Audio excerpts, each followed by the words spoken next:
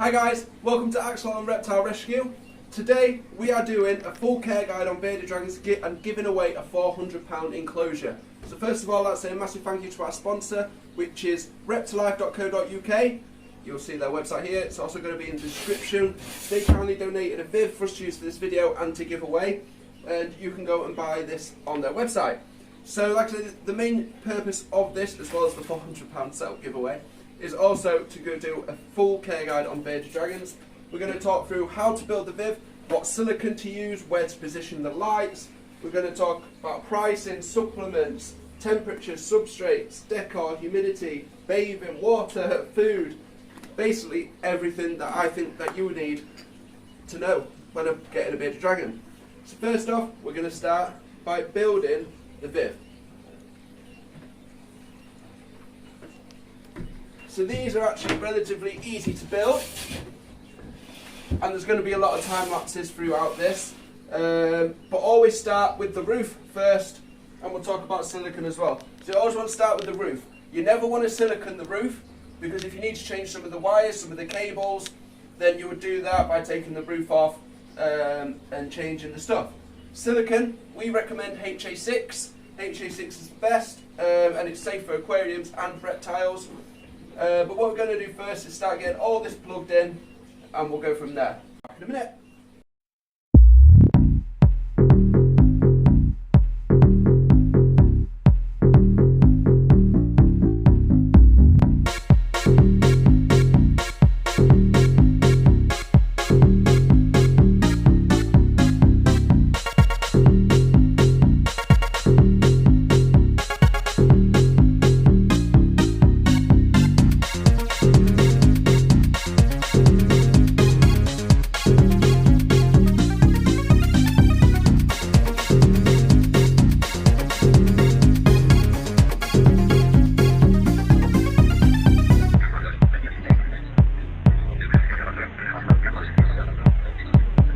So, now we've got all this bit all screwed in, we need to get the back piece of the viv. So, here's the back bit. The vents always want to be on the inside. Let me just put it down here. Oh, soldering. So that is, the vents always want to be on the inside, so if an animal's pushing against it, it's not going to pop out. If you have it on the other side, an animal can pop it out and escape. So the reason why I get the back now is, if you can see on this back piece, there's two little nuggets, and that's what we're going to use for our cables. So we want to put it, so you can either put it straight on,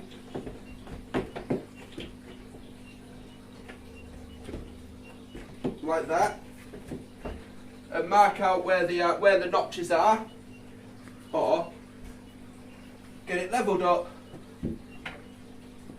take it back off, and just rest it there, and you can see where the nuggets are. So we're going to be positioning the lights here, and what we're going to use is the glow light.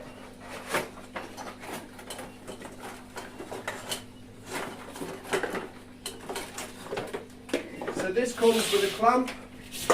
Make sure, this one's a medium, isn't it? Make sure you get a medium at least, because that is for a 150 watt heat bulb. Sometimes you can use 100, sometimes you might need 150 depending on the house. Okay, so what I'm going to do is, so you want to position roughly where you want the light. So you want the cable so it's nearly level with that little nugget. So we know we're going to put this here. So what I do first,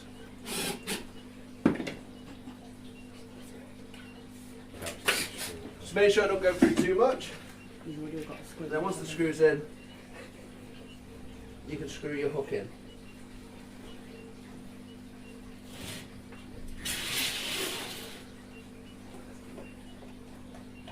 Okay. So with the clamp lamp, it doesn't come with a hook. So you need to also get a hook separately. We don't need them bits for this. But it does come with one of these. And this you just clip on, and that's ready to go on. We'll just going to get the cables ready.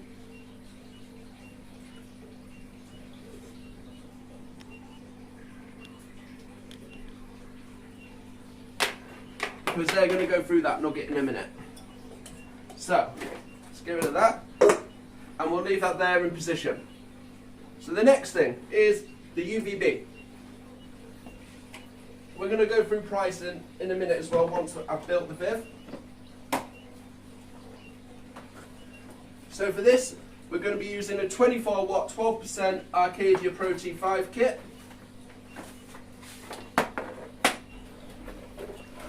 The bulb, put it somewhere safe.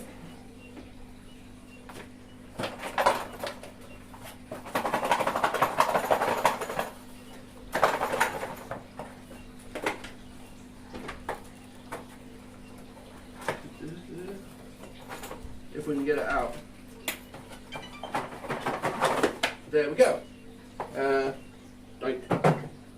Right, so this cable that comes with it is called a daisy chain. So once I've installed the light, we'll go into further for what that can do. That is the power lead. So we're going to need to take off the little cable tie thing and put that with that, because again, all these cables are going through that little nugget. So it also comes with these clips, which is so fiddly. And we will empty them out. Oh no, I lost my screw. Right. So, first things first. It also comes with a little rubbery bit. We're not using the daisy chain, so that's going to go there to seal that plug up. That's the bit we're going to use. So when you position your UVB, you don't want it over in the cold side, and for a beer dragon you don't really want it there. The absorbers that UVB while they're basking. So we like to do it diagonally, just like this, and then that also is near the little nugget, or noggin, whatever you want to call it, so the wires can be fed through. So once you got that into place, you sort of try and remember roughly where it is, and then you screw in your little clips.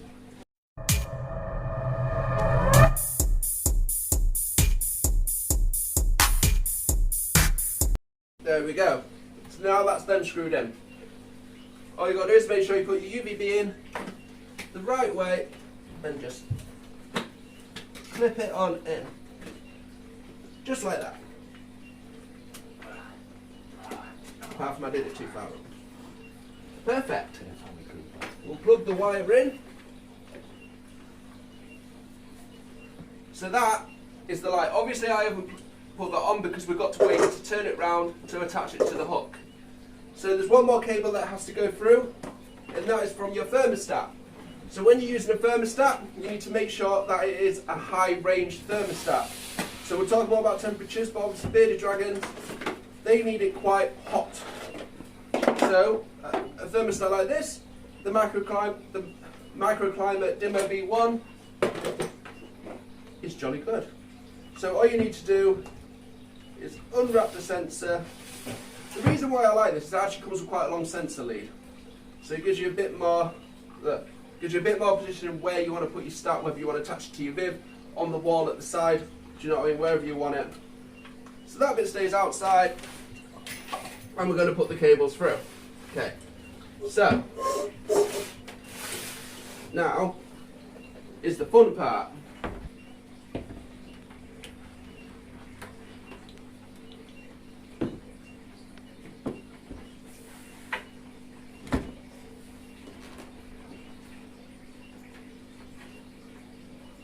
Buzzing.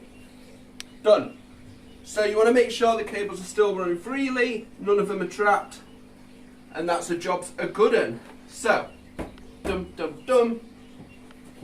Alright guys, now we've installed the lights and we've got the cables all running through, we can start building the rest of the Viv. What we're going to do first is we're going to do the same as what we did on this top piece and get all the screws and all the dowels all in there, all ready, and then we can start siliconing, and I'll show you where to silicone. And when we silicone, you'll see how much I put on. It's always best to put a lot more in than not enough. Last thing you want, this is waterproof, but this bit's not. So the last thing you want is any moisture to go into there. Although that being said, bearded dragons are an arid animal, so a lot less likely, but still, if you want your viv to last a long time, then it's always best to do this. Let's get on.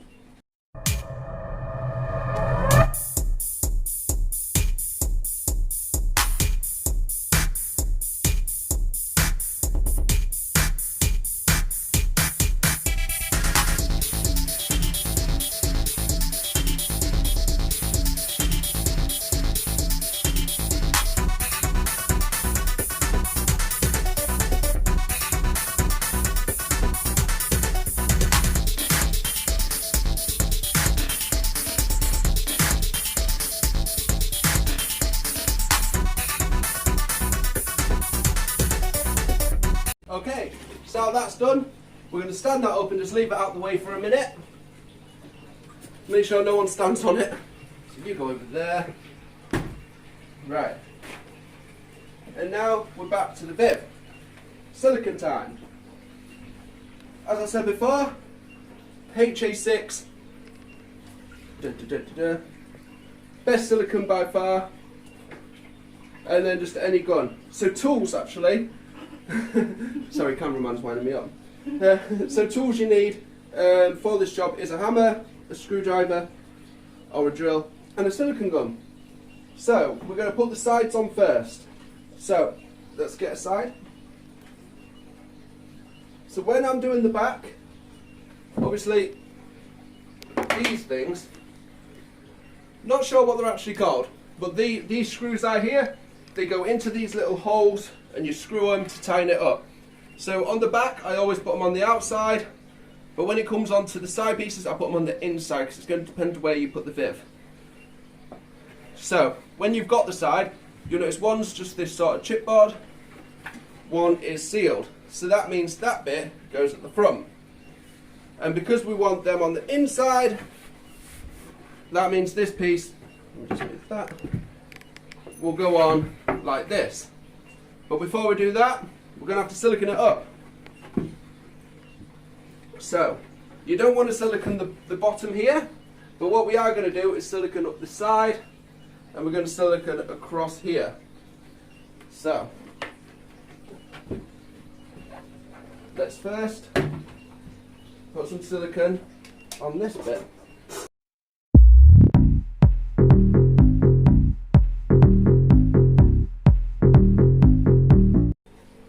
I admit I'm not the best at siliconing, but more is better, okay? But you only need one tube to do the whole thing. I think this was about 3/4 left, so more than enough. So then now we've done that, we're going to get the 3 bits, put this on, do the same on the other end, we'll go from there.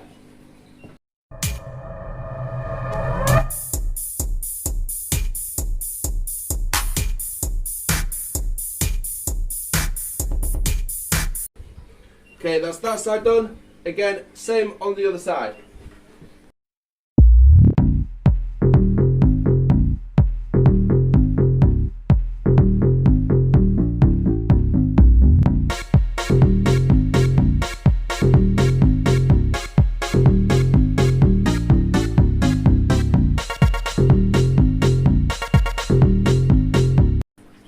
Okay, so that's that side in. Now we're just going to put the fastenings on the back one as well.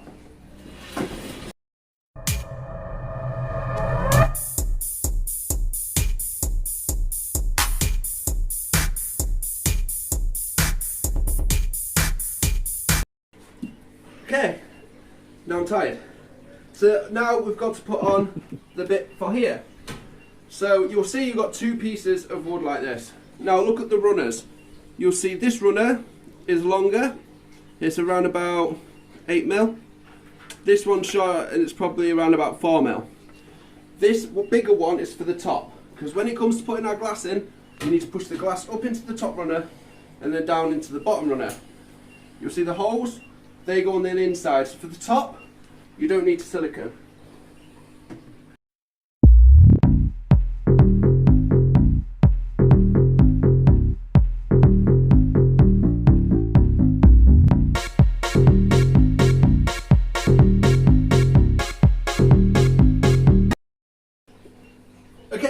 now that's the main part that we've done. Now we've just got to get the top on. Before we do the top, loads of silicone again.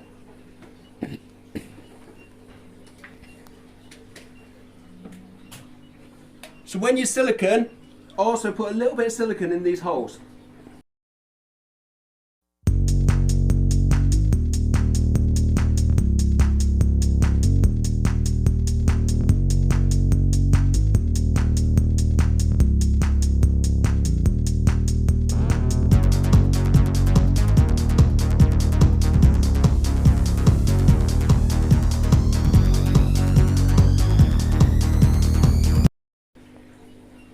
Okay, so now we've got all the silicone on, we're going to carefully position the roof on top. This is always better if you've got two people.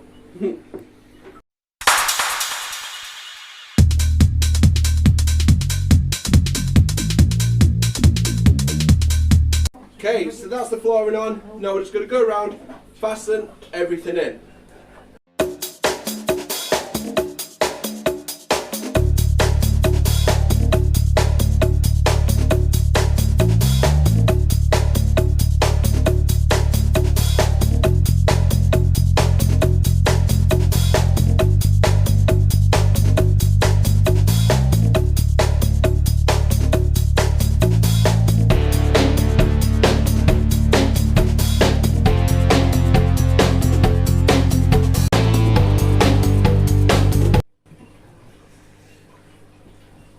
Okay, so now we've done that, we're going to go around and just wipe all the outsides of all the silicone and get all that silicone off.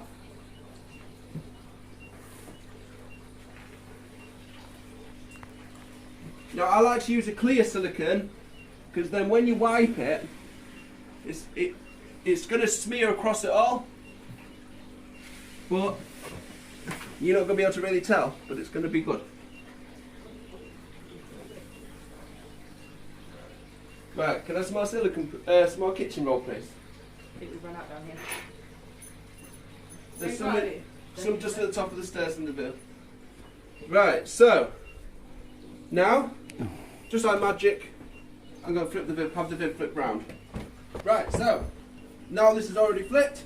Let's look on the inside. But first, let's talk about the giveaway. So obviously, someone's going to win this bib, all the equipment that's inside of it. Okay, so about 380, 400 quid. The Viv is £145, well £143.99 on reptile.co.uk. Again, the link is at the bottom. The Pro T5 is £64.99. A light dome is £34.99. A high range dimmer £64.99. And a 150 watt bulb £5.99. So you're going to get all that, which is unsure. And then we'll probably throw some extras in as well. So, but to win it, most important part, I've made a mistake with this Viv. Show them the Viv. All you have to do is let me know in the comments what is wrong with it. And it's not the missing part at the bottom. I'm going to be doing that in a minute. Right. I need to get round. Okay, so are you with me? Right, so what we need to do now, before I put this last piece on, we're going to go around, wipe all the silicone from the inside, and probably just put another bead around, just to make sure that's okay.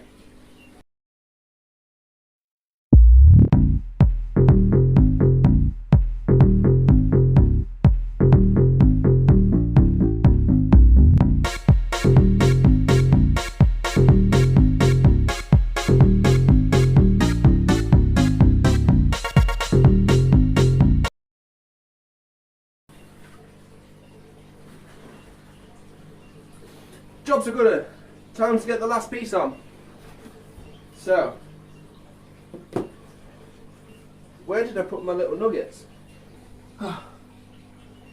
Right, so just before I put this on, this cable, what's it for?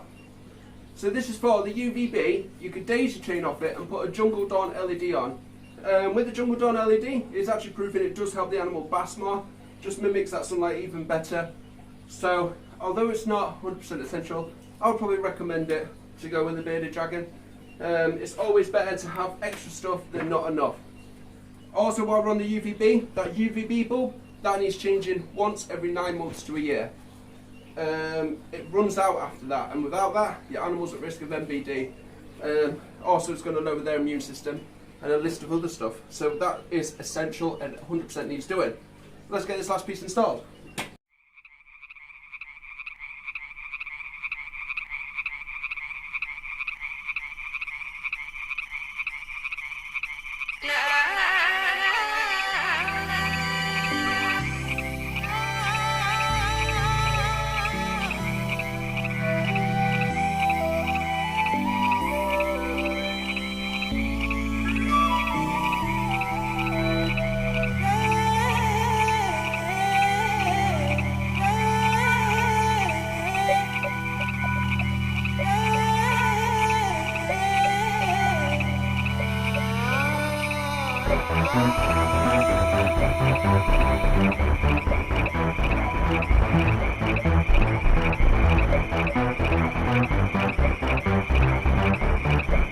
Okay, so now that is the Viv completed.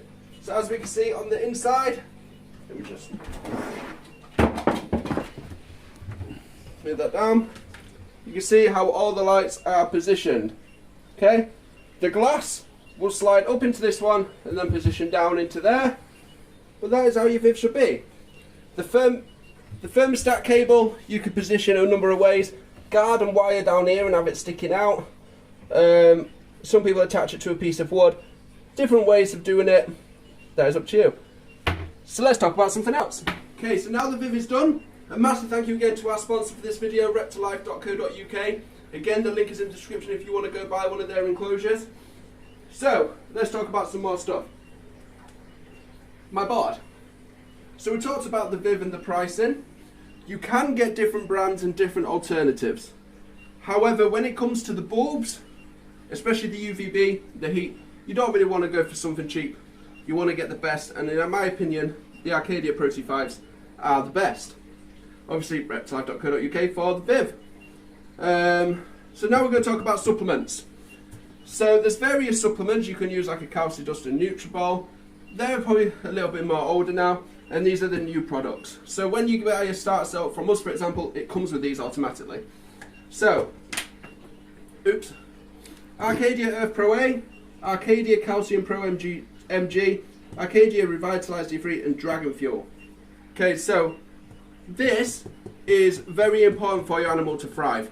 Okay, this is all the supplements, or the calcium, all that stuff that they would normally get from their natural plants and stuff in the wild that they won't be able to get while we're keeping them in captivity.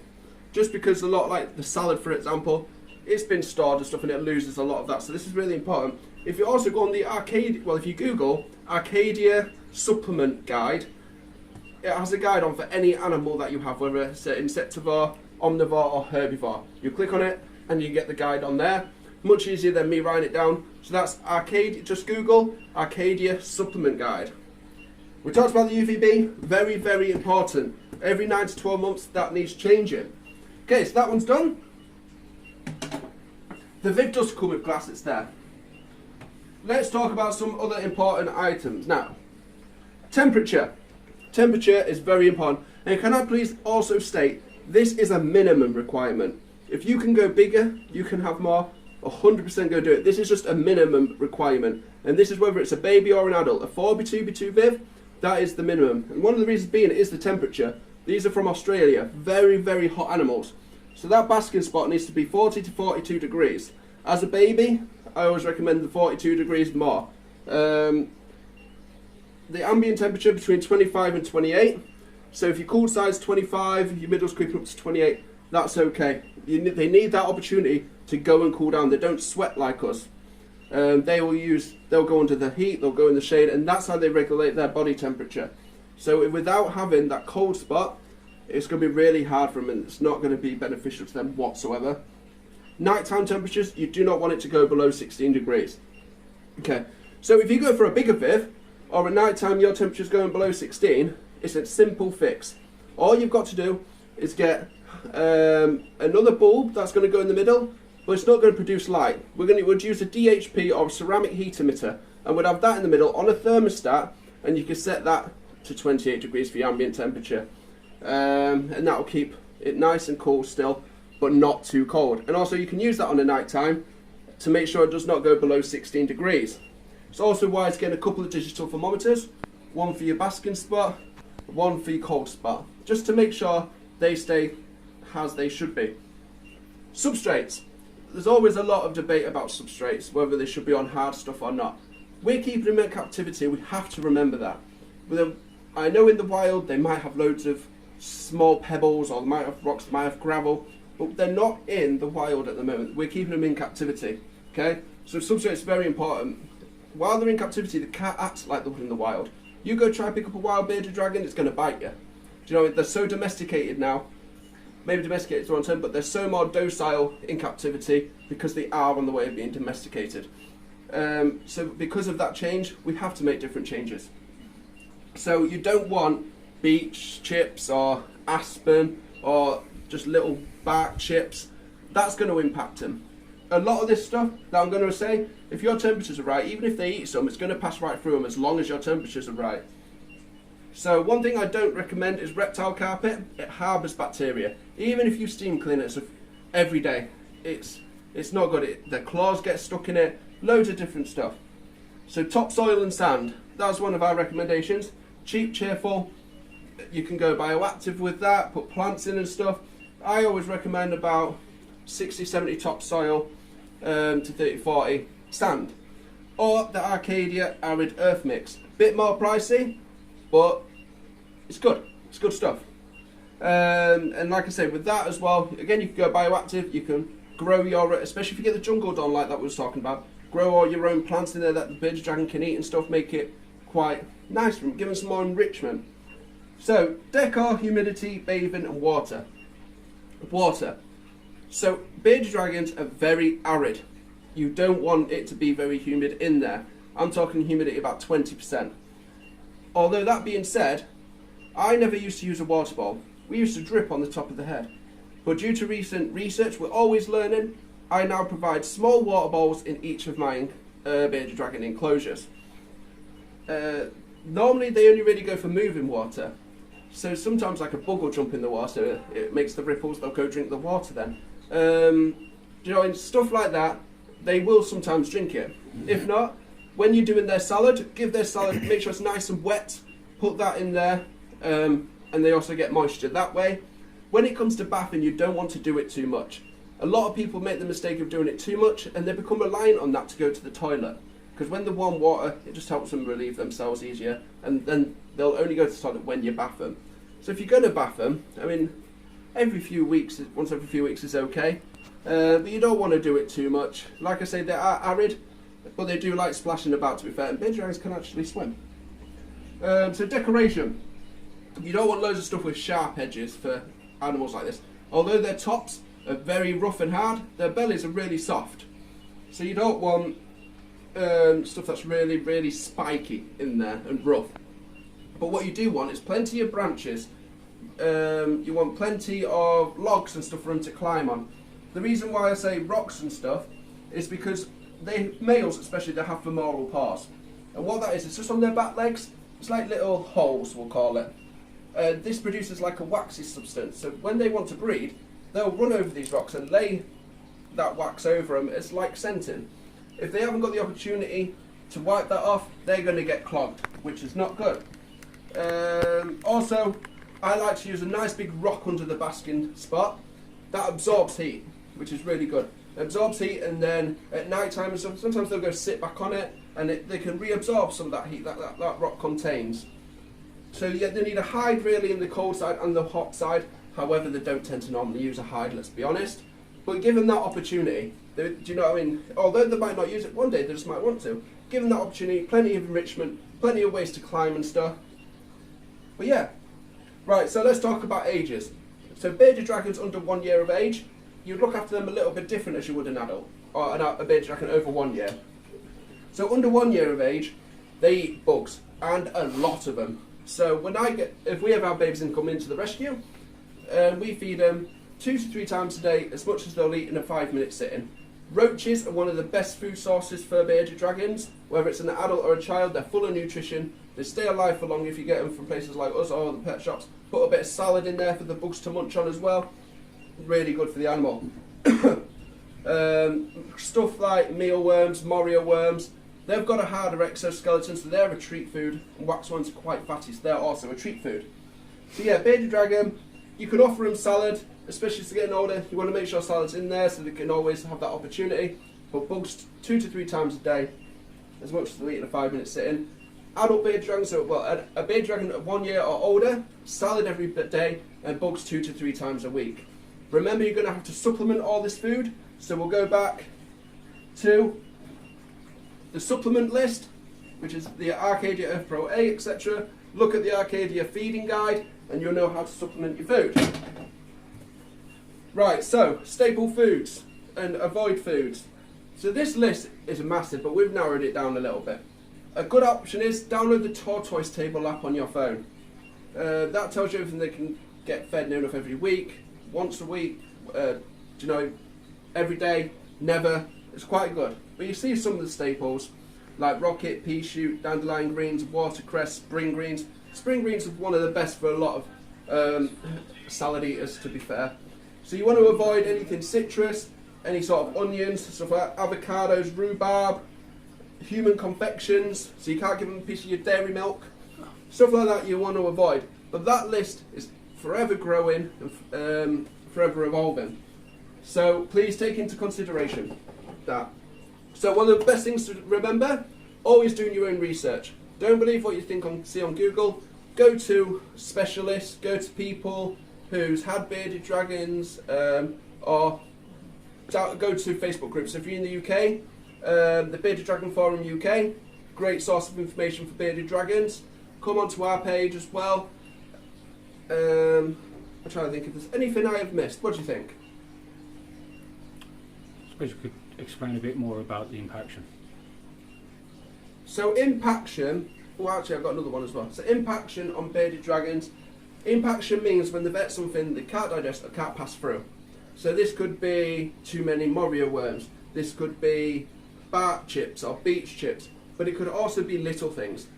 With the little things, if your temperatures are correct, that will all pass through your bearded dragon, not a problem. But bigger stuff, even if your temperature is correct, if they can't break that down a little bit, it's not going to fit out of them. So then you're going to end up with going to the vets for operation. If they're a little bit constipated, you can get like massage beds, give them a bath. If they're a bit constipated, they're not going to the toilet. But again, you don't want to do that too much. Another thing is if you're getting a female, they can lay eggs without a male. They'll be infertile, but they can lay eggs without a male. So if you do know you've got a female, try and make sure keep an eye on the stomach. You normally feel them. Make sure you just keep an eye out or provide a lay box for them. But yeah, I think that we've covered everything. If you've got any questions, let me know in the comments. Again, a massive thanks to reptilife.co.uk for sponsoring with the Viv. If you want to win this Viv, remember, what have I done wrong? What is the mistake on this video?